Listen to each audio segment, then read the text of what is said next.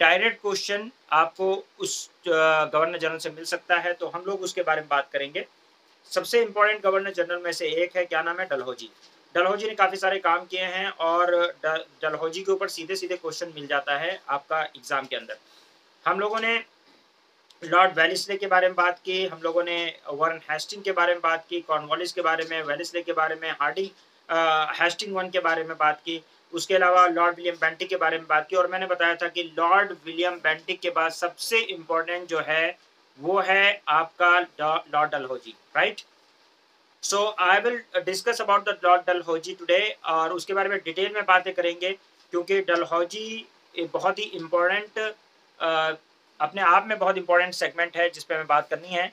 और एक तो डलहौजी के बारे में और रेलवे के बारे में, ये दोनों, रेलवे की हिस्ट्री और डलहौजी के बारे में उसने जो जो जो भी डेवलपमेंट्स किए हैं उनके बारे में आज हम लोग चर्चा करेंगे, राइट। ओके, तो जरा एक बार मैं स्लाइड शेयर कर रहा हूँ, आप लोग देखिएगा इसको, ठीक है। स्मार्ट बंदा दिख रहा है आपको, ये है, दिख रहा है ना, बस ठीक है। तो डलहौजी साहब जो हैं, ये मिस्टर डलहौजी, इनकी पॉलिसी थी 1848 से लेकर 56 तक का पीरियड है। इनके बारे में पढ़ना है क्योंकि रेलवेज के बारे की हमें हिस्ट्री पढ़नी थी थोड़ी सी, तो इस वजह से हमें डलहौजी को लेकर चला है। हमने सोचा कि डलहौजी को भी साथ में पढ़ेंगे, इसलिए इसको इस तरीके से हम लोग पढ़ रहे हैं। अदरवाइज मैं उसके साथ ही पढ़ा देता। तो कुछ चीज़ें ऐसी होती हैं जो कि मतलब अलग से भी पढ़नी चाहिए, क्योंकि सारे गवर्नर जनरल्स को हमने पढ़ा, लेकिन डलहौजी को हमने थोड़ा सा अलग रखा पढ़ने के लिए, क्योंकि डलहौजी अपने आप में बहुत इंपॉर्टेंट टॉपिक है जिसको हमें पढ़ना है, ठीक है। देखिए 1848 से लेकर और 1856 तक का जो पीरियड है, यह लॉर्ड डलहौजी का पीरियड है, राइट। कब से कब तक? 1848 से लेकर 1856 में। और ये जो है पॉलिसी ऑफ एनेक्सेशन की क्या थी, कैसे थी, एनेक्सेशन ऑफ पंजाब इन्होंने किया, सेकेंड बर्मिश वॉर और एनेक्सेशन ऑफ लोअर बर्मा ये इन्होंने किया, डॉक्ट्राइन ऑफ लैप्स इसने बनाया, एनेक्सेशन ऑफ अवध किया। उसके अलावा रिफॉर्म जो किए हैं उसमें रेलवे के अंदर, टेलीग्राफ के अंदर, postal reform, educational reform, PWD, यानी इतने सारे काम एक बंदा करके गया है, ठीक है ना, इसलिए इसको अलग से पढ़ना है। तो ये सारी हेडिंग्स हैं जिनको हमें पढ़ना है, राइट। तो देखें, डलहौजी के ऊपर क्वेश्चन आया हुआ है 2013 के अंदर, इसलिए इसको अलग से पढ़ रहे हैं हम लोग। 2013 के अंदर मेंस का क्वेश्चन है, Dalhousie is known as the maker of the modern India. क्या कहते हैं इसको? अच्छा, जब आप आईएएस की तैयारी नहीं करते हैं तो आप डलहौजी को डॉक्ट्राइन ऑफ लैप्स के लिए जानते हैं सिर्फ, और उसको गालियां देते हैं कि उसने ऐसे छीन लिया, वैसे छीन लिया, ये वो 1857 का रिवोल्यूशन हो गया ना। लेकिन इसको क्या क्वेश्चन पूछ रहा है यूपीएससी, देखो क्या एंगल, देखो क्या है। यूपीएससी 2013 में क्वेश्चन पूछता है, 10 नंबर का क्वेश्चन है। क्या पूछता है कि मेंस में लिखने के लिए है आपका कि Dalhousie is known as a maker of modern India, ठीक है। तो हम इसी हिसाब से इसको एक्सप्लेन करेंगे कि क्या as a maker of modern India कैसे है वो, ठीक है ना। मोनी आवाज आ रही है? ठीक है। तो डलहौजी को जो है हम लोग मेकर ऑफ मॉडर्न इंडिया कहते हैं। तो लॉर्ड डलहौजी 18, पहले तो सबसे पहले उसका पीरियड क्या है, 1848 से 56 का पीरियड है, ठीक है। यंगेस्ट गवर्नर जनरल है, सबसे यंगेस्ट, जो सबसे छोटा गवर्नर जनरल कोई आया है तो वो कौन है? डलहौजी। इसीलिए इतना सारा रिफॉर्म भी किया, यंग था एकदम, मतलब बढ़िया काम करने का मन था उसका, ठीक है। He was determined to extend direct British rule. उसका यह था कि यार मुझे तो डायरेक्ट ब्रिटिश रूल जब मेरे अंडर में रहेगा, जब मेरे अंडर में सारे कमांड रहेंगे तो मैं ज्यादा से ज्यादा काम कर पाऊंगा। तो उसका यह था कि डायरेक्ट ब्रिटिश कंट्रोल, ये जो इनडायरेक्ट सब्सिडरी अलायंस वाली कहानी है ना, ये मुझे नहीं चाहिए कि मुझे परमिशन लेना पड़े उससे, क्या नाम है, राजा से, और फिर उसके बाद मैं कुछ करूं। ना ना ना, I don't want that. What I want is basically एक लार्ज एरिया पे मेरा कंट्रोल, ठीक है। I want my control as large as an area as possible, उतने लार्ज एरिया पे मेरा वो होगा जितना पॉसिबल हो सके, ठीक है ना। एक ये, अब वो मेकर है, कैसे है, क्यों है, क्या है, और वो क्यों चाहता था इसको, ताकि वो रिफॉर्म कर सके, क्या कर सके। ब्रिटिश जो एक्सपोर्ट थे, British export were suffer due to the maladministration by the native ruler. बहुत सारा वो क्यों चाहता था ऐसा करना कि ज्यादातर एरिया पे हमारा डायरेक्ट कंट्रोल हो। वही मैंने बताया ना, जो नेटिव रूलर थे उनमें कहीं कोई पॉलिसी बना रहा है, कोई कुछ कर रहा है, कोई कुछ कर रहा है, कहीं फरमान नहीं दे रहा है, कहीं कुछ नहीं दे रहा है। तो उस चक्कर में क्या है ना कि बहुत सारा मल एडमिनिस्ट्रेशन की वजह से जो है, और ये थोड़ा सा एफिशिएंट एडमिनिस्ट्रेटर था, ठीक है ना, तो इसको मल एडमिनिस्ट्रेशन बिल्कुल पसंद नहीं था। और ये लोग मल एडमिनिस्ट्रेशन जो था, एडमिनिस्ट्रेशन मतलब खराब है। जब भी कोई बहुत सफाई वाला आदमी होता है ना, जैसे मेरी मम्मी है, वो किचन में किसी को घुसने नहीं देंगी, किसी भी गंदी लड़की को। क्यों? मतलब जिसका हाथ वाथ गंदा हो, क्यों है? बहुत ही चीज वेरी पर्टिकुलर अबाउट नफासत को लेकर, सफाई को लेकर बहुत पर्टिकुलर है। किचन में अगर चप्पल पहन के चले जाओ तो गुस्सा, है ना। सो वो सारी चीजें मतलब सी हैज, तो जिसके अंदर वो सफाई वाली बात होती है ना, तो वो बड़ा नफीस पसंद होता है, फिर उसको बुरा लगता है ऐसी चीजें, राइट। तो जैसे तुम लोग जो मेहनत नहीं करते हो तो मुझे बुरा लगता है। वो अलग बात है कि मैं आजकल आलसी दिख रहा हूँ, लेकिन इतना आलसी हूं नहीं मैं, ठीक है। मैं बहुत मेहनती आदमी था, ठीक है। तो डलहौजी जो है, okay, is known as maker of the modern India. उसको क्यों कहा जाता है और वो क्यों, ये इसको एक्सप्लेन करना है हमें, तो इस पे हम इस फर्दर में बात कर रहे हैं कि वो क्यों चाहता था कि डायरेक्ट कंट्रोल मेरे अंदर आ जाए। तो ब्रिटिश एक्सपोर्ट सफर हो रहे थे मल एडमिनिस्ट्रेशन की वजह से बाय नेटिव रूलर्स, हैंस उसने क्या किया, एनेक्स किया या कंट्रोल करना शुरू किया ब्रिटिश क्या नाम है एक्सपोर्ट को, और मतलब ब्रिटिश एक्सपोर्ट को कंट्रोल करने के लिए उसने क्या किया कि गुड मार्केट बनानी है, और गुड मार्केट अगर बनानी है तो करना क्या पड़ेगा, इस मल एडमिनिस्ट्रेशन को खत्म करना पड़ेगा। उसके लिए मुझे क्या करना पड़ेगा, एनेक्सेशन करना पड़ेगा, ठीक है। एनेक्सेशन ले लो, छीन लो, ठीक है ना। और उसने ऐसा किया, और उसने क्या किया, दो बंदों का नाम आता है इस ब्रिटिश मैप को कंप्लीट करने में। एक बताओ कौन, रिचर्ड वेलिस्ले, किसका नाम आता है, लॉर्ड वेलिस्ले या रिचर्ड वेलिस्ले। और दूसरे नंबर पे इसका नाम आता है किसका, डलहौजी, कि इसने मैप को कंप्लीट करने में, कंप्लीट ब्रिटिश एम्पायर का मैप कंप्लीट करने में इन दोनों बंदों ने बहुत बड़ी भूमिका निभाई है, राइट। तो इसका लेकिन प्रॉब्लम क्या था कि एनेक्स कैसे किया जाए स्टेट को। भाई अंग्रेजों के अंदर एक बात तो थी, वो जो कि आपने भी सीखी और हर कोई जानता है इस बात को, कि अंग्रेज अगर एक्सप्लॉइट भी करता है ना, बेईमानी भी करता है, तो भी कानून बना के रूल ऑफ लॉ को बहुत जबरदस्त फॉलो करते हैं लोग। और रूल ऑफ लॉ को फॉलो करने का एक एग्जाम्पल ये है कि ये कानून बनाएगा, अभी सोच रहा है मैं कैसे करूं, बट क्योंकि एडमिनिस्ट्रेटर है, सिस्टमैटिक करना चाहता है, तो ये सिस्टमैटिक करने के लिए इसने क्या किया, कानून बनवाया डॉक्ट्राइन ऑफ लैप्स वाला। क्योंकि बिना कानून के ये कुछ नहीं करेंगे, they will do everything by enacting a law. ये नहीं है कि आज मन में आया लॉ बुलडोजर उठा दो, हम मतलब ये वो तुगलकी फरमान नहीं है कि जो मन में आएगा वो शुरू कर देगा ना। इसका ये है कि प्रॉपर कानून बनाएंगे, और कानून बनाकर भी आपको एक्सप्लॉइट करेंगे, लेकिन कानून बना के, राइट, बात सही है। रूल ऑफ लॉ यानी लिस्टिमेट दिखना चाहिए हर चीज, फाइन। ऐसा एडमिनिस्ट्रेशन का रूल भी है कि आप कानून के खिलाफ नहीं जाओगे, तो उसको कानून चाहिए कोई ना कोई। अब वो कह रहा है कि प्रॉब्लम है कि एनेक्स कैसे करें स्टेट को, क्या करें। तो उसने कहा देखो, अब यहाँ पे जो आपको ये दिख रहा है कि प्रिंसली स्टेट, देखिए मैप दिख रहा है, इसमें देखिए कश्मीर है, राजपुताना है, गुजरात है, सेंट्रल इंडिया है, ये जितने भी आपको पीला पीला दिख रहा है ना, बलूचिस्तान है, मैसूर, ये सब सब्सिडी अलायंस वाले लोग हैं, लेकिन ये प्रिंसली स्टेट्स है, क्या है, प्रिंसली स्टेट। और ये जो बाकी जो आपको ब्राउन ब्राउन दिख रहा है, that is your British India, right. Central province, Awadh, Bengal, ये सब आपका ब्रिटिश इंडिया है। अब बीच बीच में जो है दिख रहा है ना, नेटिव राजा हैं। अब ये जो राजा हैं ये बड़ा परेशानी क्रिएट कर रहे हैं इसके लिए, काम करने के लिए, गेटिंग। तो इसने कहा यार इस मैप को पूरा करना पड़ेगा, लेकिन करें कैसे, ठीक है, करें कैसे। तो उसने कहा कि हम करेंगे annexation by doctrine of lapse. दो चीजें हो सकती हैं, सबसे इंपॉर्टेंट तो क्या है कि जो अपने अंडर में नहीं है, मानते नहीं है, उनसे वॉर कर लो। भाई वॉर तो सब्सिडी अलायंस वालों से तो नहीं करोगे ना, सब्सिडी अलायंस वालों को डॉक्ट्राइन ऑफ लैप्स लगाओ कि जिनका अपना बेटा नहीं है, जिनका अपना बेटा नहीं है, वो अब राजा, वो राजा भी नहीं रहेगा, वो जब तक है उसको पेंशन ले, साइड हो, और वो डायरेक्ट कंट्रोल में आ जाएगा ब्रिटिश के, ठीक है, पहला चीज। दूसरा उसने किया कि जहां पे अपना राज नहीं है वहां पे क्या करो, लड़ाई करो। तो दो चीजें उसने कही, एनेक्सेशन करने के लिए दो तरीके बनाए, एक वॉर, ठीक है, जहां हक न मिले वहां लूट सही। तो यहाँ पे हक तो की तो बात है नहीं, बस लूट करना है, ठीक है ना। तो जहां सच न चले वहां झूठ सही, कहावत है ना, जहां सच न चले वहां झूठ सही, जहां हक न मिले वहां लूट सही, गाना है भाई ये। जहां सच न चले वहां झूठ सही, जहां हक न मिले वहां लूट सही, ऐसे करके लोगों ने गाना है। लेकिन ये जो है यहाँ पे क्या है, यहाँ पे वो पॉलिसी नहीं है। अंग्रेजों का तो बाई हुक बाई क्रूक करना था, इनका ये था कि जहां पे मतलब ये नहीं चल पा रहा है डॉक्ट्राइन ऑफ लैप्स, वहां वॉर करेंगे, करना अपना है, ठीक है ना। पॉलिसी क्लियर होगी कि भाई करना ये है, अब कैसे करना है वो अपना तरीका देख रहा है। देखो कितना सही है, आपको जो करना है पहले वो डिसाइड करो। टारगेट ये है कि टारगेट है भाई, क्यों टारगेट है उसका भी वजह है कि टारगेट क्यों आया, क्योंकि वो उसका एक्सपोर्ट हैम्पर हो रहा था, तो उसको चाहिए कि मुझे एक पॉलिसी बनानी है कि सारा मेरे कंट्रोल में आए ताकि उसको सही करूं मैं। कंट्रोल में लाना मकसद है, तो कंट्रोल में, डायरेक्ट कंट्रोल में लाने के लिए वो दो चीजें कर सकता है, सब्सिडी अलायंस वाले हैं और एक जो सब्सिडी अलायंस में नहीं है। सब्सिडी अलायंस वाले हैं उनको लैप्स करो, उनको उनकी कहानी खत्म करो, उनको छीन लो, और नहीं तो वॉर करके डायरेक्ट कंट्रोल कर लो। तो दो चीजें उसने सोची। डॉक्ट्राइन ऑफ लैप्स में उसने कानून बनाया कि क्या नाम है, क्या करेगा वो, क्या जिसका अपना बेटा नहीं है उसको क्या करेगा, उसको क्या करेगा, राज उसका छीन लेगा। ठीक है, दत्तक पुत्र है तो दत्तक पुत्र मतलब स्टेप सन है, किसी ने अडॉप्ट कर रखा है तो अडॉप्ट को नहीं माना जाएगा, अपना बेटा होगा तभी वो राज का उत्तराधिकारी अधिकारी होगा, नहीं तो नहीं छीन लेंगे। सबसे अलायंस में यह था ना कि आप हमारे अंडर में रहोगे लेकिन राजा आप ही रहोगे, वो वाली वेरिसले से चली आ रही थी। लेकिन काम हम ब्रिटिश के अकॉर्डिंग करोगे। ये चाह रहा है कि ये इनको भी भगाओ ससुरो, अपने डायरेक्ट कंट्रोल में चीजें रहेंगी। रिगार्डिंग तो एनेक्सेशन थ्रू वॉर उसने क्या किया, पहले तो पंजाब उसके कंट्रोल में नहीं था, उसने कहा कि पंजाब को करो। 1848 से लेकर 1850 में उसने 2 साल के अंदर पंजाब को साइड करा। ठीक है, सिक्किम कंट्रोल में नहीं था, 1850 में सिक्किम को ले लिया।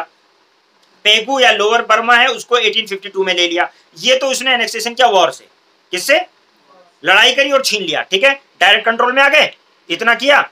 उसके बाद क्या करता है, लाता है doctrine of lapse in case of the ruler of the dependent state. Dependent state कौन है, वही प्रिंसली स्टेट जो अब डिपेंडेंट। देखो सब्सिडियरी अलायंस, पहले अलायंस था, वर्ड समझो, पहले अलायंस था कि अलायंस मतलब बराबरी के बीच में होता है, दो लोगों के बीच में जो बराबर है उनके इक्वल फुटेज पे होंगे तो अलायंस होगा। लेकिन अभी क्या हो रहा है, डिपेंडेंट, मतलब तुम हमारे ऊपर डिपेंडेंट हो। राइट, देख रहे हो कहानी कैसे बदल रही है। ठीक है, in case of the ruler of a dependent state died without a natural heir, अपना खुद का नेचुरल आयर नहीं है। अरे भाई उस समय जमाना वो तो है नहीं, क्या नाम है, आर्टिफिशियल इंसेमिनेशन और इस सब का जमाना तो है नहीं। तो नेचुरल हायर का मतलब अपना खुद का बेटा। ठीक है ना, अगर नहीं है टू सक्सीड हिम तो वो क्या होगा, वो टेरिटरी जो है ब्रिटिश एम्पायर के अंदर एनेक्स कर दी जाएगी। ठीक है, सिंपल। अच्छा, अब यहां पे आप ये बात समझिए कि Dalhousie was in existence even before, मतलब डॉक्ट्राइन ऑफ लैप्स जो है, ठीक है, डॉक्ट्राइन ऑफ लैप्स जो है वो डॉक्ट्राइन पहले भी थी। 1834 के अंदर कोर्ट ऑफ डायरेक्टर ने इसको लेकर आए थे प्रपोजल। ठीक है, लेकिन ये प्रपोजल अडॉप्ट नहीं कर पाई है। ठीक है ना, लेकर आए, अडॉप्ट नहीं कर पाए, तो ये ऐसा होगा, बोला था उसने इंप्लीमेंट किया है। ठीक है, ऐसा नहीं कि वो प्रोपाउंडर है इस डॉक्ट्राइन का, उसने वो डलहौजी लेकर आया कि क्या किया जाए। तो उसके पास एक डॉक्ट्राइन थी, कौन सी, डॉक्ट्राइन ऑफ लैप्स। 1834 के अंदर कोर्ट ऑफ डायरेक्टर जो है उन्होंने इस टाइप का प्रपोजल लेकर आए थे। The adoption of the son by a native ruler was generally considered recognized by the dattak putra. आपका अडॉप्टेशन है तो उसको बेटा माना जाएगा, कोई दिक्कत नहीं है। डलहौजी ने कहा नहीं माना जाएगा, बस यही। यहाँ पर सिचुएशन ऐसी थी उसकी चल रही है। हाँ, उस सब्सिडियरी अलायंस पे मतलब जो था वहाँ पे थोप दिया डॉक्ट्राइन ऑफ लैप्स। बिल्कुल, मानो चाहे ना मानो यही। हाँ बिल्कुल, बात समझ में आ गई। आपको सुनना ही मानना पड़ेगा। राइट, उसके बाद आता है आपका, आप नहीं, सब्सिडियरी अलायंस वालों के अंडर में अगर आपके पास दत्तक पुत्र है, ठीक है, तो उसको नहीं माना जाएगा, आपका अपना बेटा होगा तो माना जाएगा। ये बात क्लियर हुई या कोई डाउट है? अब थोड़ा सा और समझेंगे आप बात, इतना मतलब वो नहीं है समझना। अभी देखिएगा, डिपेंडेंट है, सब्सिडियरी अलायंस और ऐसे है, उसको देखते हैं जरा। डॉक्ट्राइन ऑफ लैप्स के बारे में एक बार ये समझना पड़ेगा कि डॉक्ट्राइन ऑफ लैप्स किसके ऊपर लग रहा है। ठीक है, क्लियर है, उसको वो समझिए पहले। तो डलहौजी के टाइम पर 3 तरह के स्टेट हुआ करते थे। ठीक है ना, कितने तरह के, ये देखो, ये इसने डॉक्ट्राइन ऑफ लैप्स का वो फरमान जो है पंफलेट में इशू करके चिपकवाया था, वो है ये will of doctrine of lapse. ठीक है, वो देखिएगा हमें किसके पास, डलहौजी के टाइम पर 3 तरह के स्टेट हैं। जरा सुनिए कौन कौन से 3 category state during the period of Dalhousie. पहला प्रिंसली स्टेट है जिसमें ruler did not pay any tribute nor accept British paramountcy. कौन से स्टेट्स हैं, जिन्होंने अभी तक ब्रिटिश की कोई ट्रिब्यूट नहीं देते, कोई रिस्पेक्ट नहीं देते, ना ही वो ब्रिटिश की पैरामाउंटेसी को एक्सेप्ट करते हैं। राइट, वो इंडिपेंडेंट स्टेट्स, प्रिंसली स्टेट है लेकिन वो इंडिपेंडेंट है। डॉक्ट्राइन ऑफ लैप्स उनके ऊपर अप्लाई होगी, तुम कर लो, वो मानेंगे ही नहीं तो उनके ऊपर कोई मतलब नहीं है। ठीक है, तो डॉक्ट्राइन ऑफ लैप्स इनके ऊपर तो अप्लाई नहीं होगा। ठीक है, क्लियर है भाई। तो डलहौजी वाज हाई एम्बिशियस, ठीक है, बहुत ही एम्बिशियस प्रो इंपीरियलिस्ट बंदा था, under his doctrine of lapse any ruler who did not have natural heir to the throne would have to forfeit the rule for his future generation, led to the annexation of the state like Satara, Nagpur, Jhansi, Sambalpur, Udaipur, Aidpur और भगत, और it raised the wave of discontentment against the British rule। अब यहाँ पे आप देखिए क्या होता है, आप इस बात को समझिए कि उसने डॉक्ट्राइन ऑफ लैप्स क्यों चुना, क्योंकि इसको ये लग रहा था कि इतने सारे स्टेट हैं जहां पे अपना नेचुरल आयर है ही नहीं, उनका अपना खुद का बेटा है ही नहीं।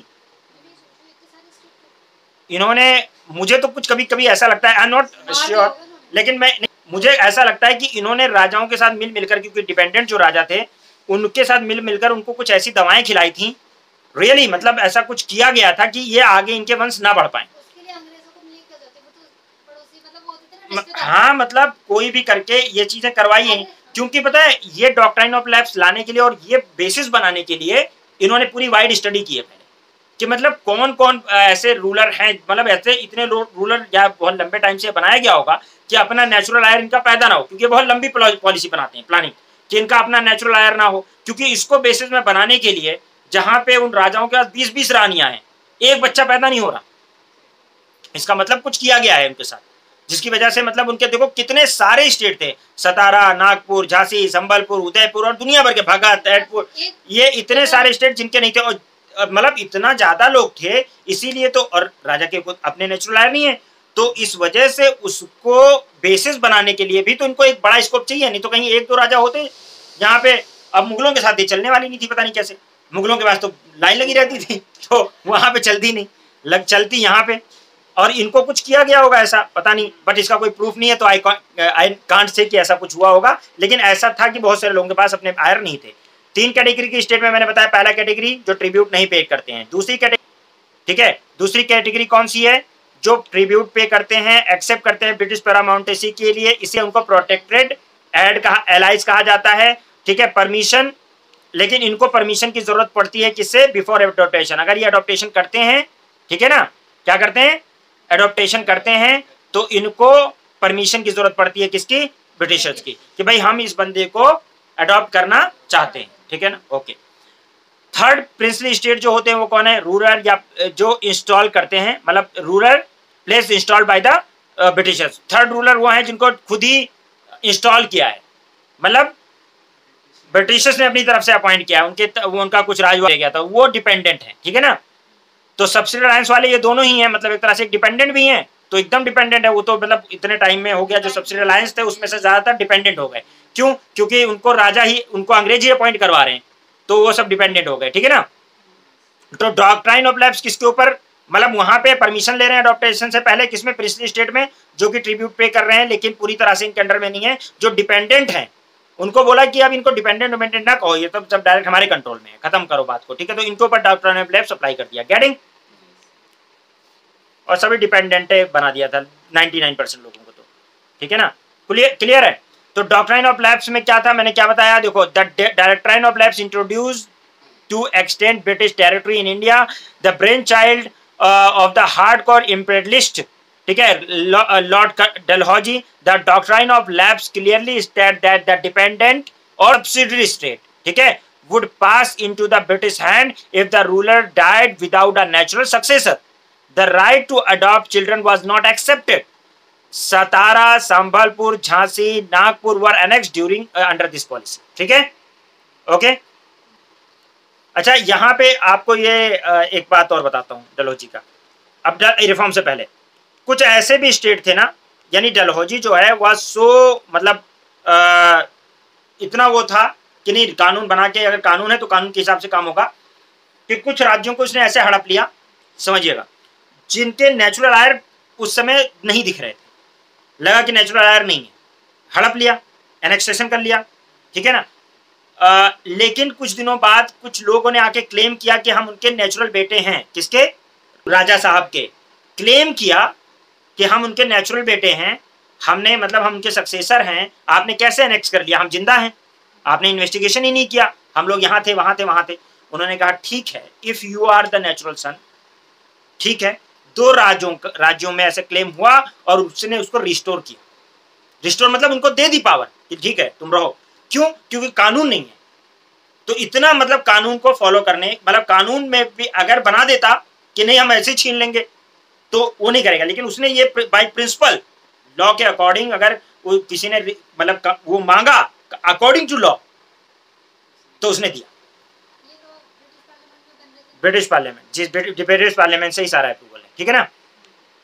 अच्छा, अब आता है आपका क्या नाम है, अपकिंग में कैसे वो मेकर है, क्या नाम है, मॉडर्न इंडिया का, तो उसमें एडमिनिस्ट्रेटिव रिफॉर्म देखिए, reform of Dalhousie, administrative reform, Bengal place under the charge of lieutenant governor. उसने बोला बंगाल जो होगा वो लेफ्टिनेंट गवर्नर के अंडर में जाएगा, ठीक है ना, ओके।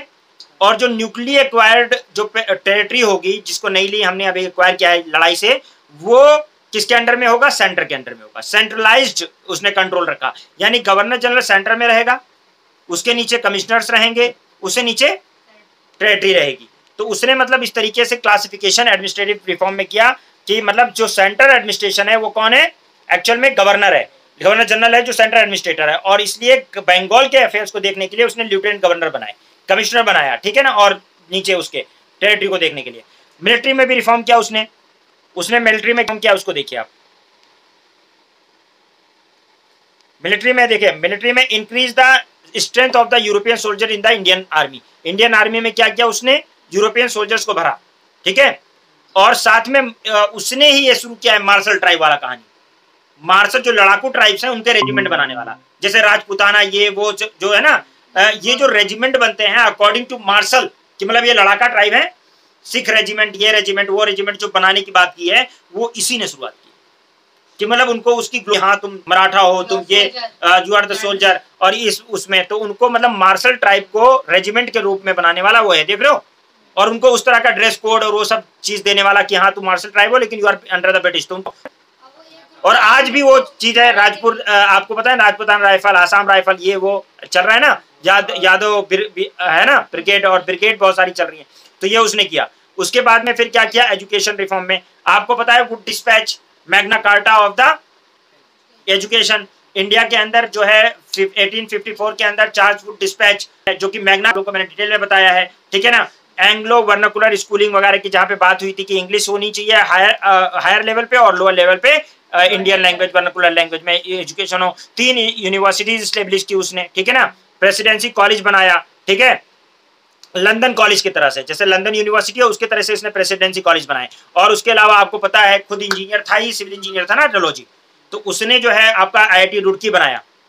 रुड़की में जो इंजीनियरिंग कॉलेज है वो बनाया, बाद में वो IIT रुड़की बना। वुड डिस्पैच आपने डिटेल में पढ़ाई है, ठीक है, कि एजुकेशन रिफॉर्म किया उसने। उसके बाद में फिर आपका रेलवे डेवलपमेंट। देखिए आपको पता है सबसे पहली रेलवे लाइन कहाँ बिछाई गई? हमेशा क्वेश्चन पूछा गया है, मोहम्मद थाने, बचपन से पढ़ते आ रहे हो। ये फर्स्ट रेलवे लाइन 1853 के अंदर सबसे पहले करने वाला कौन है? मिस्टर डलहौजी। कौन है? मिस्टर डलहौजी हैं, ठीक है। मुंबई टू थाने, ठीक है। Planning of the strategic line to facilitate the east movement of the, east में भी प्लान किया, फिर ईस्ट में भी प्लान किया, ठीक है, ओके। और use for the defence purpose, उसने डिफेंस पर्पस के लिए भी उसको रेलवे को यूज करने के लिए बात की। They make India as a nation, और पूरे इंडिया को कनेक्ट करने की बात की, किसकी? किससे? रेलवे से। और जब इंडिया एक लाइफलाइन, मतलब रेलवे एक लाइफलाइन बन गई पूरी इंडिया की, और पूरे इंडिया को कनेक्ट भी किया रेलवे ने, राइट। आज भी रिमोटेस्ट कॉर्नर अगर किसी से कनेक्ट होता है तो रेलवे से कनेक्ट होता है, राइट।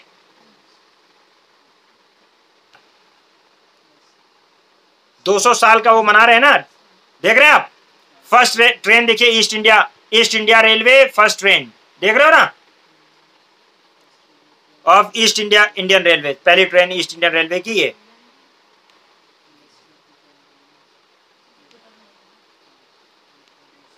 तो कितना काम किया इसने, ठीक है। उसके अलावा इलेक्ट्रिक टेलीग्राफ, पहले टेलीग्राफ जाता था, इलेक्ट्रिक टेलीग्राफ यानी इलेक्ट्रिकल सिग्नल से बेच के, और टेलीग्राफ वाला काम भी इसने ही मतलब यहाँ पे लाइन वगैरह बिछवाई है, ठीक है ना।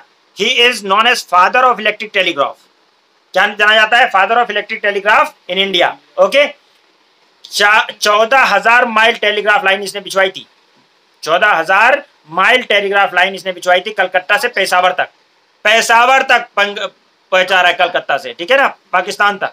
उसके अलावा मुंबई से मद्रास तक उधर जोड़ा उसने टेलीग्राफ लाइन, समझ रहे हो ना, ओके। अब बाद में ये क्या नाम है, बहुत सारी सिटीज में ये टेलीग्राफ सर्विस वगैरह बंद किया गया, आपको पता है अभी रिसेंटली, क्योंकि उसकी जरूरत नहीं थी। अब टेलीफोन इतना और सारी चीजें हैं तो क्या जरूरत है, ठीक है ना, लेकिन उस समय जरूरत थी, ओके। पोस्टल रिफॉर्म भी उसने किया। मॉडर्न पोस्टल जो सिस्टम है इसको पोस्ट ऑफिस एक्ट 1854 लाकर उसने यूनिफॉर्म पोस्टल रेट को यूनिफॉर्म किया सब जगह, ठीक है, कि इतने का पोस्टल स्टैंप लगाना पड़ेगा और यहाँ तो इतनी दूर भेजा जाएगा, यूनिफॉर्म किया। पोस्टल स्टैंप वाला सिस्टम ये इंट्रोड्यूस किया, देख लो ये पोस्टल स्टैंप लगाओ ताकि रेवेन्यू आए, और मतलब यूनिफॉर्म रेवेन्यू सब जगह हो। तो ये देखो पोस्टल स्टैंप वगैरह उसने किए। अब बहुत सारे लोग पोस्टल स्टैंप कलेक्ट भी करते हैं, मजा आता है लोगों को, ठीक है। भारतीय डाक वगैरह, यानी भारतीय डाक बनाने वाला भी कौन बंदा है? अगर सही मायने में बनाया किसी ने तो इसी ने बनाया, डलहौजी ने।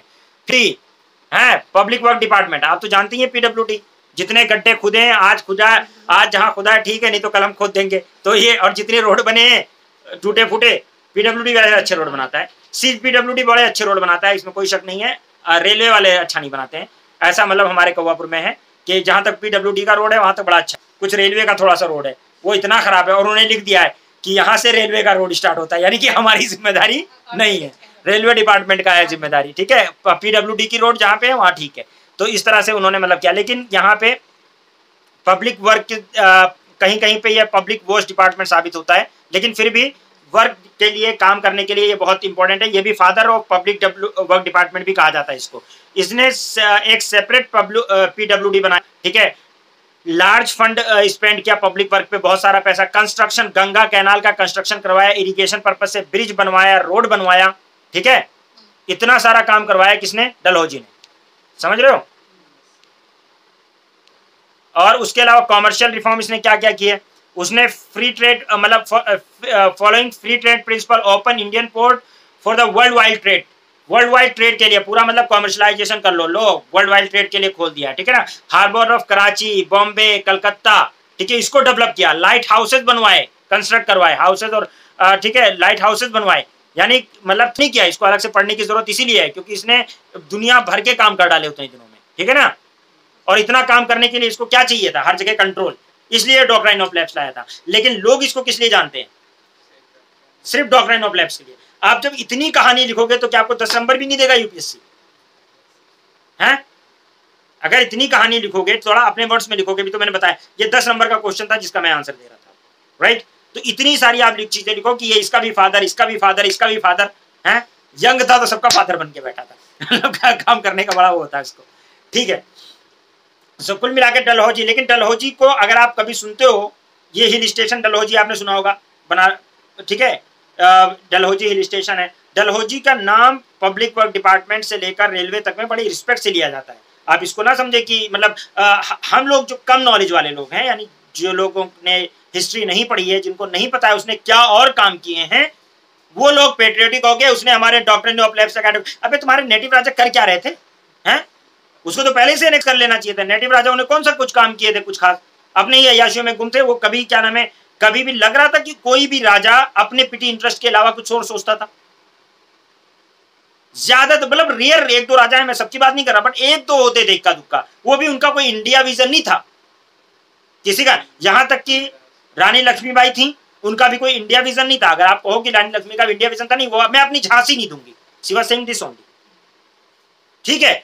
किसी का भी मतलब she was a great fighter, यहां तक कि कहा भी है, क्या नाम है उसने, कि किसने, ह्यूज रोज ने क्या कहा है? ह्यूज रोज ने कहा है कि she was the only man in the rebels, she was the only man in the rebels, यानी जितने भी रेबल्स थे, ठीक है ना, और उनमें से एक ही मर्द मुझे दिखा, वो कौन है? रानी लक्ष्मीबाई। ये उसको उनको रिस्पेक्ट दी है रानी लक्ष्मीबाई को, बट उनका विजन कोई इंडिया का विजन नहीं था, इस बात को भी आप एक्सेप्ट करेंगे। She was a very great fighter, brave fighter थी वो, ये माना जाएगा। Rani Lakshmibai she was emerge as a great leader, जब उनके हस्बैंड नहीं रहे तो एक ग्रेट लीडर की तरह उभरी, और बहुत ही मतलब वो कहते हैं ना, खूब लड़ी मर्दानी, वो तो झांसी वाली रानी थी, तो झांसी की रानी थी, झांसी के लिए लड़ रही, ठीक है, इंडिया विजन के लिए नहीं। और वो कर भी नहीं सकती थी, उनकी कोई गलती नहीं थी, अपना जहां तक उनका अपना देश था उसमें वो अपना मतलब जहां तक उनका टेरिटरी थी उसको कंट्रोल करने के लिए लड़ रही थी। अच्छा, एक बात और उसने कहा था कि अगर एक भी लीडर, 1857 का रिवॉल्यूशन भी आप पढ़ेंगे, उसमें एक बात ये भी आई थी कि अगर एक भी लीडर एबिलिटी का होता ना, और रानी लक्ष्मीबाई के कैलिबर का होता, ठीक है, तो हम लोग ऐसे हारते कि बियॉन्ड रिडेम्पशन। ये ब्रिटिश गवर्नर्स कह रहे हैं कि हम ऐसे हारते कि हम दोबारा आ ही नहीं सकते थे 1857 के रिवॉल्यूशन में। लेकिन 1857 को बहुत सारे लोगों ने ये कहा है कि this was neither the war of first war of independence not the national war of independence. बहुत सारे लोगों ने इसको फर्स्ट वॉर ऑफ इंडिपेंडेंस माना भी है। तो बहुत सारे लोगों ने क्यों नहीं माना है? क्योंकि इसमें सिख रेजिमेंट, गोरखा रेजिमेंट, ये अंग्रेजों की तरफ से लड़ रहे थे, और भी मतलब जो आसाम राइफल, मतलब ज्यादातर लोग जो है नॉर्थ इंडिया के लोगों को छोड़ दो, दिल्ली, क्या नाम है आपका, फैजाबाद, पूरा यूपी मान लो, और यूपी और कानपुर, और ये क्या नाम है आपका, चले जाओ यहाँ बिहार, कुंवर सिंह, यहां तक का अगर आप छोड़ दो एरिया, तो बाकी पूरा इंडिया में, पूरा इंडिया जो है इनके साथ नहीं था। पंजाबी खुद, गोरखा खुद, ये मराठा वाला, ये सब जो है किसके साइड में, अंग्रेजों की तरफ से लड़ रहे थे, दबा रहे थे। तो 1857 का रिवॉल्यूशन आप पढ़ेंगे तो कुल मिलाकर यह है कि इसीलिए इसको पूरा पेन इंडिया नहीं मानते। अच्छा, इस चीज के लिए जब गदर पार्टी बनेगी 1914 में, ठीक है, 1914 के अंदर जब गदर पार्टी की बात आएगी फर्स्ट वर्ल्ड वॉर के टाइम पे, तो गदर न्यूज़पेपर जब निकालते थे सैन फ्रांसिस्को से, ठीक है, लाला हरदयाल वगैरह, तो वो लोग इस बात के लिए पंजाबियों को क्रिटिसाइज भी करते थे कि हम लोगों को क्या हो गया था तुम लोगों को, मतलब वो खुद भी पंजाबी सब थे, कि क्या हो गया था तुम लोगों को कि तुम लोगों ने अंग्रेजों का साथ दिया 1857 में, कहां मर गए थे, तुम्हारी बहादुरी कहां, क्या हो गया था तुम्हें।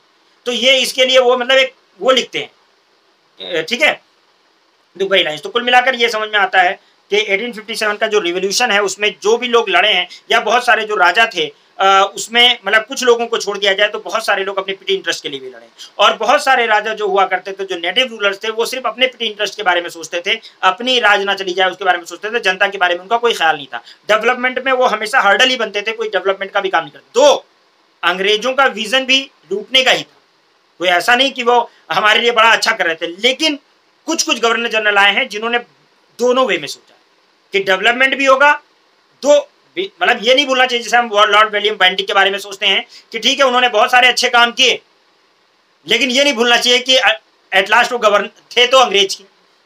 इसी तरह से डलहौजी ने भी बड़े सारे काम किए, उसमें से बहुत सारी चीजें गलत भी लगेंगी इंडियंस को, लेकिन उसने रिफॉर्म भी बहुत सारे किए हैं, काम भी बड़े किए। आज रेलवे, आज टेलीग्राफ, पोस्ट ऑफिस जो आप देख रहे हो, आज जो क्या नाम है PWD आप देख रहे हो, उसमें देने वाला IIT रुड़की देख रहे हो, ये सब चीजें देने वाला वो बंदा है। पब्लिक वर्क डिपार्टमेंट में कितने काम थे, कैनाल बनाने वाला बंदा है, ठीक है ना, कितने रेलवे पुल और कितनी रेलवे लाइंस बनवाई उसने, वो अलग, ये ठीक है। उसके अलावा उसने डॉक्टरेट ऑफ लैब्स किया, बाय हुक और बाय क्रुक छीना, किसी का माल एडमिनिस्ट्रेशन के नाम पर, किसी का किसी नाम पर छीन लिया, वो अलग बात है, डॉक्टरेट ऑफ लैब्स लगा लिया, लेकिन उसने उसके लिए उसको चाहिए था डेवलपमेंट के लिए, पूरे इंडिया को अगर नेशन बनाना है तो रेलवे लाइन किसी अगर प्रिंसली स्टेट से जा रही है तो उसे डेली परमिशन लेने थोड़ी ना जाएगा, तो उस चक्कर में रहे कि पहले कंसोलिडेट करूं फिर काम करूं, गेटिंग। और 1856 तक हो रहा है, जब तक हो रहा है तब तक रिवॉल्यूशन भी नहीं हुआ है, इतना एबल था कि उसके टाइम पर 1857 का रिवॉल्यूशन नहीं हुआ है, जब कैनिंग आया है, डलहौजी गया है, तब इन्होंने रिवॉल्यूशन किया है, गेटिंग, रिवॉल्ट किया है, म्यूटिनी हुई है, ठीक है। तो कुल मिलाकर ये बात सारी आपको समझ में आ गई होगी, कुछ हद तक समझ में आया डलहौजी। अब देखिए 2007 में क्वेश्चन पूछा हुआ यूपीएससी ने, जरा बताइए, अवध को मिस गवर्नेंस के नाम पे छीना था, ध्यान रखिएगा, ठीक है ना। The ruler of which of the following state were removed, ठीक है, ठीक है, कौन से स्टेट के रिमूव किए गए थे by the petition the pretext of misgovernance, तो नवाब वाजिद अली शाह का नाम आपने सुना होगा, ये लोग अवध के नवाब थे। आपको पता है कि कथक करने वाले आदमी है, कथक, आपको पता है ये बात, कथक को करने वाला वो आदमी, उसने पूरा नाच भोग विलास इसी सब में वो था, तो उसकी जनता उसको पसंद करती, ये भी बात, लेकिन वो अपने मतलब जितने भी मतलब हद तक गिर सकते थे वो गिरे हैं ये लोग, ठीक है ना। अपना मतलब कपड़े पहनकर, एडमिनिस्ट्रेशन छोड़कर अपना लड़कियों वाले कपड़े पहनकर अजीब से, नवाब वाजिद अली शाह सर्च करो आपको दिखेगा कि वो डांस करता हुआ है, उसकी फोटोज दिखेंगी लड़कियों के कपड़े, औरतों के कपड़े पहन के। तो ये अवध को मल एडमिनिस्ट्रेशन के नाम पर ले लिया गया था, एनेक्स कर लिया गया था, मिस गवर्नेंस के नाम पर ले लिया गया था, और ये है। और बहुत बार ये भी कहा जाता है, कहीं कहावत है कि ये जब अंग्रेज घुसे और ये भागने के लिए हुआ तो उसने कहा कि भागे क्यों नहीं आप नवाब साहब, पकड़े कैसे गए, तो नवाब साहब कह रहे हैं कि मेरी जूतियां पहनाने के लिए कोई था नहीं, मैं भागता कैसे, मतलब इतनी शान है कि जूतियां कोई पहनाने वाला था नहीं तो मैं भागता कैसे। It was the like this level of luxury में वो लोग जी रहे थे कि जूतियां कोई पहनाएगा तब भागेंगे भी, अभी जूतियां पहनाने वाला कोई था ही नहीं, हम भागते कैसे, ठीक है। सो ये कहानी थी। तो मिस गवर्नेंस वो था ना, जूनागढ़ के नवाब को आप जानते हैं, कुत्तों की शादी करवाई थी उसने, मैंने बताया था, याद है, तो कुत्तों की शादी करवाई थी और दुनिया भर के लोगों को बुलाया था उसने, जैसे अपनी बेटी की कोई शादी करवाता है उससे भी ज्यादा पैसे खर्च किए थे उसने। तो वो सारी चीजें जो है उसकी मतलब कहानी थी। तो अवध को ये था। रेलवे के बारे में, रेलवे की हिस्ट्री के बारे में, ठीक है, सुनिए। अब यहाँ पे रेलवे शुरू होता है 1853 में बॉम्बे से थाने में। How did railway serve British government, railway ने ब्रिटिश गवर्नमेंट को कैसे सर्व किया।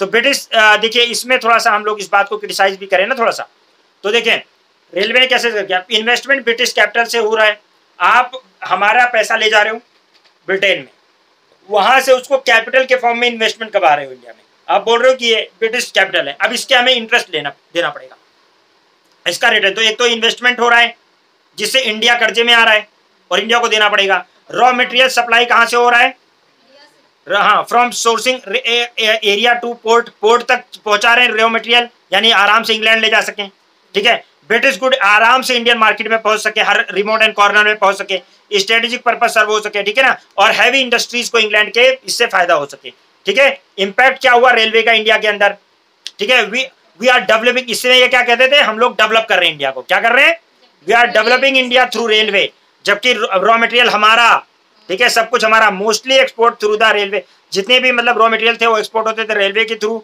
फिनिश गुड आते थे रेलवे के थ्रू, मोनोपोली इनकी जो ट्रेडर्स की थी वो रेलवे की वजह से थी, हर remote and corner of India में, हर जगह जो पहुंचा रहे थे, रिमोटेस्ट कॉर्नर ऑफ इंडिया में जो पहुंचा रहे थे वो रेलवे के थ्रू पहुंचाते। ट्रेडिशनल इंडस्ट्री इन्वेस्टमेंट उनका मतलब कर्ज के रूप में, तो वो सारा एक तरह से देखा जाए कि ट्रेडिशनल इंडस्ट्री को तबाह करने में रेलवे ने भी फाइनल ब्लो पैदा किया है, क्योंकि हर जगह ब्रिटिश गुड को जो ट्रबल में थी वो सारे ब्रिटिश गुड्स हर जगह पहुंच गए, तो जाहिर सी बात है लोगों के पास ऑप्शन हो गया, तो फिर क्या होगा, तो रेलवे जो क्या नाम इंडस्ट्रियलाइजेशन जो हुआ इंग्लैंड में, उसका रेलवे ने बहुत साथ दिया। इंडस्ट्रियलाइजेशन से क्या ना एलाइड सेक्टर्स भी डेवलप हुए। इंडिया में क्या हुआ, ऐसा कुछ नहीं हुआ कोई एलाइड सेक्टर हो या कुछ भी डेवलप हो, क्योंकि ये सब जो डेवलपमेंट हो रहा था वो इंग्लैंड में हो रहा था, रेलवे के जैसे डेवलपमेंट हो रहा था, इंडस्ट्रियलाइजेशन हो रहा था इंग्लैंड में, ये और क्या ना डेवलपमेंट हो रहा था एलाइड सेक्टर का, लेकिन इंडिया में नेग्लेक्ट किया जा रहा था, इस तरह से कुछ नहीं हुआ। 1910 के अंदर रेलवे ट्रैक इंपोर्ट किया गया इंडिया इंग्लैंड से, सोचिए रॉ मटेरियल यहाँ से जा रहा है, इंपोर्ट हो रहा है इंग्लैंड से, तो पैसा कहाँ जा रहा है, इंपोर्ट होने का मतलब पैसा इंडिया का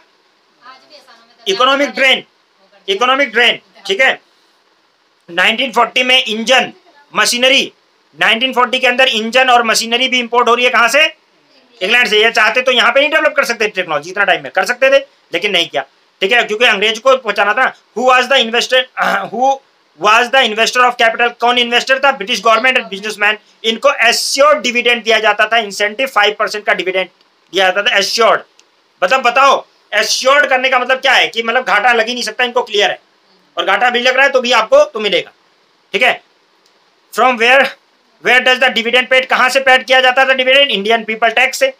इंडिया के ऊपर टैक्स लगाओ और टैक्स लगाओ और टैक्स लगाओ, और ड्रेन, इससे क्या होता था, ड्रेन ऑफ वेल्थ होता था। ड्रेन ऑफ वेल्थ आपने पढ़ाई है, ठीक है। फेमाइन के लिए भी रिस्पॉन्सिबल है रेलवे, क्यों, यहां से वहां जैसे कहीं पे लड़ाई हो रही है, कहीं पे ग्रेन की जरूरत है, कहीं पे कुछ भी एक्सपोर्ट करना है, पूरा ग्रेन उठा के पोर्ट सिटीज पे पहुंचा दिया गया, पूरा जितना अनाज पैदा हुआ उसको लिया गया और कहां पहुंचा दिया गया, पोर्ट सिटीज में, और वहां से वो एक्सपोर्ट हो रहा है, इधर से उधर, कहीं लड़ाई हो रही है वहां जा रहा है, कहीं इंग्लैंड जा रहा है, कहीं कुछ जा रहा है, तो ग्रेन जो है पोर्ट सिटी में पहुंचा दिया, रूरल एरिया खाली हो गया, कुछ गेहूं चावल सब रेलवे के थ्रू कहां पहुंचा दिया गया, इंग्लैंड और दूसरी जो जहां भी स्कार्सिटी, लोकल मार्केट में स्कार्सिटी है, दूसरी जगह पहुंचाया जा रहा है, ठीक है ना, वो एक्सपोर्ट कर देते थे। Due to the export grain scarcity हो जाती थी, जिससे फेमाइन होता था, ठीक है ना।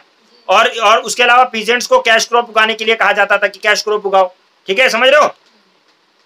हमारे यहाँ इंफ्रास्ट्रक्चर को नेग्लेक्ट किया गया पूरी तरह से, और मतलब ब्रिटिश जब रेलवे की बात आई तो रेलवे को इतना ज्यादा दिया गया पैसा, ठीक है, कि बाकी सारी चीजों को नेग्लेक्ट किया गया। जैसे इरिगेशन को 75 करोड़ रुपए दिए गए 1900 मतलब 2-3 तक, सिर्फ कितना पैसा खर्च किया गया, 75 करोड़, और यहाँ पे 360 करोड़ लगभग 359 करोड़ रुपए खर्च किए गए 1905 तक, कहाँ पे, रेलवे में, बिल्कुल इतना रेलवे में खर्चा किया गया, तो ये रेलवे को बहुत इंपैक्ट किया गया। इसके बाद में पॉजिटिव इंपैक्ट भी कुछ रेलवे के रहे हैं, क्या आ रहा है भाई, different part of India connect हो गया, एक नेशन वाली फीलिंग आई भाई। पॉजिटिव भी तो देख लो यार, सब नेगेटिव ही देखोगे क्या।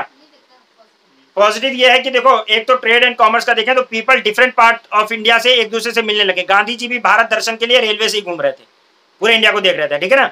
रूरल एरिया कनेक्ट हो गए सिटीज से कनेक्ट हुए, इससे नेशनलिस्ट वाली फीलिंग लोगों में डेवलप हुई।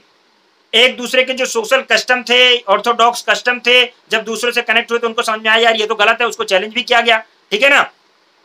ओके, इसके अलावा एम्प्लॉयमेंट अपॉर्चुनिटी लोगों को मिली, लोग एक जगह से दूसरी जगह जाना इजी हो गया लोगों के लिए, समझ लो ना। तो ये सारी चीजें हुई। Thank you so much Dalhousie को पढ़ने के लिए, उसका डेवलपमेंट को पढ़ने के लिए, और थोड़ा रेलवे को समझने के लिए। बात समझ में आ गई, हाँ भाई, आवाज आ रही है आप लोगों को,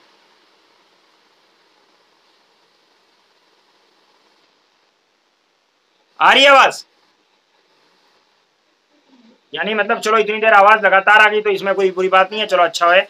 तो डलहौजी को हमने देख लिया। अब इनकी सारी पॉलिसी देखें, देखो अब हम आगे 1856, देखो दिख रहा है आपको 1848 से 56 दिख रहा है। अब क्या आएगा 57, और 57 आते ही हम कर देंगे रिवॉल्ट, ठीक है। लेकिन अभी थोड़ा सा हम और देखेंगे कि इसके खिलाफ छोटे मोटे रिवॉल्ट, क्योंकि वो तो बड़ा रिवॉल्ट है। अभी पीजेंट वीजेंट जो है उनका क्या रिस्पॉन्स है, और जो क्या नाम है मिडिल क्लास है उसका क्या रिस्पॉन्स है इनकी पॉलिसीज को लेकर। तो ब्रिटिश पॉलिसीज हमने देख ली, कैसे उन्होंने हमारी इकोनॉमी को तबाह किया, क्या किया। तो इंडियन पीपल क्या खामोश बैठे हुए थे? क्या इंडियन पीपल को कुछ समझ नहीं आ रहा था? क्या ये लोग पढ़ नहीं रहे थे? क्या ये गोबर खाते थे? नहीं, मतलब क्या करते थे? गोमूत्र पीना, गोबर खाना है? दिमाग नहीं था? मतलब क्यों इन्होंने इतना बर्दाश्त किया, क्यों टॉलरेट किया? समझने में, क्योंकि गोबर खाते थे, दिमाग में गोबर भरा था क्या है? क्यों इतनी देर लगी समझने में? उसकी वजह भी हम देखेंगे कि क्यों मतलब इनको देर लगी समझने में, क्या है, और इनका रिस्पांस क्या था। मिडिल क्लास क्या रिस्पांस कर रहा था, पीजेंट क्लास क्या कर रहा था, और रूरल मतलब ये जो है आपका अपर क्लास का क्या रिस्पांस था, इंडस्ट्रियलिस्ट का क्या रिस्पांस था। अभी तक का रिस्पांस हम देखेंगे, कब तक का? 1857 तक का। और उस रिफॉर्म, उसके बाद फिर हम देखेंगे कि अगर ये लोग लड़ रहे थे, 1857 का रिवोल्यूशन हुआ, तो बाकी लोग क्या कर रहे थे? उनको क्या क्या लग रहा था कि अंग्रेज हमारे फायदे के लिए यहाँ पे? अभी उनको अकल नहीं आई। तो that will discuss about it, ठीक है। तो इंशाल्लाह ये नेक्स्ट क्लास में हम बात करेंगे। इतना आपको समझ में आया होगा। आया भाई? रिदा, शमा, मोनी,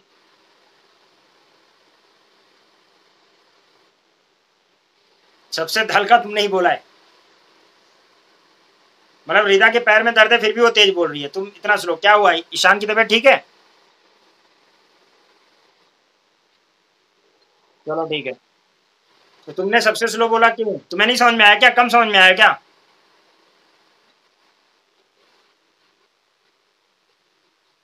क्या हुआ?